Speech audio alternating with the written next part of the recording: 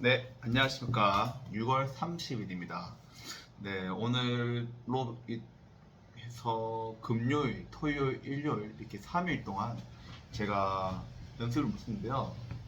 우선 제 스스로가 절제가 안 됐던 것 같습니다. 술을 먹고도 저는 실천을 했었고, 그리고 웬만큼 잠이 와서도 제 스스로가 컨트롤을 할 수 있었지만은, 금요일 날 무엇을 했냐면은, 이제 오징어 게임이 나왔습니다. 그거로 인해서 제 스스로가 판단할 수 있는 부분이 이 콘텐츠, 그러니까 이 영상에 대해서 제가 통제가 안 되구나. 그러니까 유튜브도 통제가 안 되는 거. 어릴 적부터 영화나 애니메이션을 너무나 좋아했기 때문에 그런 내 스스로가 이제 절제가 안 된다는 걸 느꼈던 것 같습니다. 이 부분을 제 스스로 통제를 하고 그리고 절제를 해야겠다는 생각이 들면서 어, 이제 제 스스로에게도 내일이 7월이죠. 7월부터는 최대한 술을 절제하고 그리고 컨텐츠를 최대한 넷플릭스, 그다음에 유튜브, 영화 이런 것들을 최대한 절제하면서 스스로에게 많이 내려놓는, 그리고 책을 보면서 제 스스로를 조금 더 나은 향상을 위한 제 스스로 되기 위해서 노력을 하도록 하겠습니다. 네, 말이 길었습니다. 한번 15장 진행을 해보도록 하겠습니다. 15장 진화의 목적. 당신 주위의 온통 가난의 무지, 고통, 그리고 다양한 온갖 비참한 사람들, 머릿속만큼이나 가득 찼다면 이타적인 행위에 빠지는 자신의 마음을 어떻게 억누르겠는가? 사막에서 많은 사람들이 도움을 청하고 당신을 베풀지 않고서는 견디지 힘든 자신을 발견하게 될지 모른다. 그리고 약한 사람들이 겪어야 하는 사회적인 차별과 불의를 목격하는 순간 따뜻한 영혼을 가진 자들은 당장이라도 이 모든 걸 사로잡고 싶은 욕구를 느낄 것이다. 우리는 십자군 전쟁이라도 벌이고 싶고 자신을 완전히 투신하고 싶지 않으면 이런 잘못된 일들을 결코 바로잡아지지 않는 것이 같은 급박한 생각이 될 것이다. 이럴 때 우리가 되돌아봐야 할 것은 관점의 문제이다. 우리가 기억해야 할 것은 이 세상은 나쁜 것이 아니라 계속 발전하는 과정에서 있는 헐려한 곳이라는 시각을 갖는 것이다. 이 지구상에서 생명체에 전혀 존재하지 않았던 시절이 있었다. 지구가 한때 이글거리는 가스, 용해된 암석, 그리고 끓어오르는 수증기로 뒤덮여 있다는 지질학적 증거를 반박하는 사람은 없다. 그리고 우리는 그런 조건 속에서 생명체가 이러한 잉태되어 있는지를 알고 있다. 이것은 전혀 불가능해 보이는 것이 이렇다. 지질학이 밝혀낸 바에 의하면 시간이 지나면 딱딱한 표면이 생겼고 지구가 식으면서 단단해졌으며 수증기는 응고되어 안개나 비가 내렸다. 차갑게 식은 표면이 부서지면서 흙이 되었고 습기가 흐르면서 바다가 만들어졌다. 그리고 마침내 바다 또는 땅에서 살아있는 생명체가 나타났다. 최초로 나타난 생명체를 단세포 생물로 보는 가설은 제법 설득력이 있다. 하지만 그 단세포의 생명 이면에는 자신을 드러내는 간절히 위대했던 위대한 하나의 생명력이 있었다.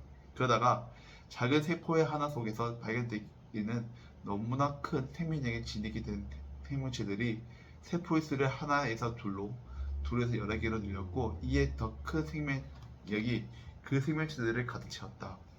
이런 식으로 다세포 생명체, 곧 식물과 나무, 척수, 동물, 포유 등이 등장하였다.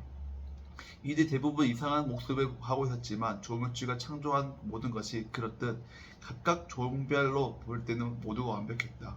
물론 그 형태가 조악하다 못해 괴물 같은 보이는 식물이나 동물도 있었겠지만은 그런 생물들조차 각자 자신의 시대에서 주어진 제목을 해냈고 모두가 만족스러웠다. 그리고 드디어 진화하는 위대한 과정이 시작되었다. 태초부터 목적한 바였던 인류가 지상에 출현했던 것이다. 원숭이와 닮았던 이 존재는 주위 다른 동물들과 겉모습에 큰 차이는 없어 보였지만 성장과 사유하는 능력이 탁월했다. 영상과 미, 건축과 노래, 시와 음악, 이 모든 것이 영장류의 영혼 속에 표현되지 않는 가능성으로 숨어 있었던 것이다. 그리고 그의 시대에는 그 존재와 자신의 종의 관련은 매우 훌륭했다. 최초의 인간이 출현한 날부터 신의 인간 안에서 활동하기 시작했다. 그리고 인류가 세대를 해감에 따라 점점 더 많은 인간의 내면이 존재하기 시작했고 인간이 더 큰 것을 이룰 수 있도록 더 나은 환경을 이루도록 이끌어주었다. 고대 역사를 연구하는 사람이라면 인류가 얼마나 끔찍한 조건에 있었으며 야만성과 우상한 숭배, 고난과 시련이 얼마나 빈번했던가를 보았을 것이다. 이런 관점에서 신의 존재를 생각해 본다면 신이 인간에게 잔인하고 불공평한 존재를 느껴지기 쉽다. 영장류에게 현재에 이르기까지 인류는 끊임없이 발전해왔다. 이러한 발전은 오직 인간의 두뇌 안에 숨어있는 잠재된 다양한 힘과 능력을 성공적으로 펼침으로써 가능했다. 물론 인간의 초기의 내면에 지녔던 잔인하고 동물적인 면들 역시 먼저 발달되었고 아주 오랫동안 인간은 동물과 다를 바 없었다. 통치 체계, 종교, 가정제도도 원시적이었으며 인간은 원시성 때문에 어마어마한 고통을 치러야 했다. 하지만 신은 결코 고통을 즐기는 존재가 아니다. 모든 시대에 걸쳐서 신은 우리 인간에게 메시지를 남겼고 어떻게 해야 고통을 피할 수 있는지를 알려주었다. 그리고 끈질기고 강력하며 경제적인 삶의 충동은 인류가 치지 않고 앞으로도 나아가도록 밀어냈다. 그 결과 세월이 흐르면서 인류의 야수적인 면은 조금씩 줄어갔고 반대로 정신적인 면은 조금씩 늘어났다. 그리고 이 모든 과정에서 신은 인간의 안에서 존재했다. 어느 시대의 일반 대중보다 앞섰던 신의 이야기를 동료인들과 더 잘 듣고 이해했던 사람들이 있었다. 예언자와 선지자가 그들이었고 때로는 사제나 왕이 그랬고 때로는 시련과 위기에 던져진 선구자들이 그랬다. 신의 음성들은 듣고 그 말을 전하며 삶 속에서 신의 진리를 보여주었다. 그들의 모든 진보와 발전을 더할 나위 없이 옮고 합당할 것이었다. 우리가 사는 세상에서 악이라는 부를 만한 존재하다는 사실을 알 수 있다. 그런데 우리 눈에 악으로 보였던 것은 실제로 아직 미발달된 것에 지나지 않으면 알게 됐다. 그리고 그 미발달된 것이라는 그 나름대로 훌륭했다. 존재하는 모든 것은 인류가 발전이 완성된 단계에서 있어 없어서는 안 될 것들이므로 인간 삶에 있어서 모든 것들은 신의 작품이다. 하찮거나 피치 못할 사정으로 그것에 있게 된 불행한 이들에게도 신의 뜻한 바가 있다. 모든 것을 펼쳐내려면 무엇이든 누구든지 각자의 역할이 있다. 그리고 이들의 그 역할을 다한다면 신은 과거의 지구의 늪지를 가득 메운 기괴하고 위험한 괴물들에게도 그랬듯 그들을 없애버릴 것이다. 진화와 관련된 지금까지 시각에 정리하자면 마지막으로 우리는 이런 질문을 할 수 있을 것이다. 왜 이런 일들이 벌어진 것일까? 도대체 무엇을 위한 것일까? 의문이 들 것이다.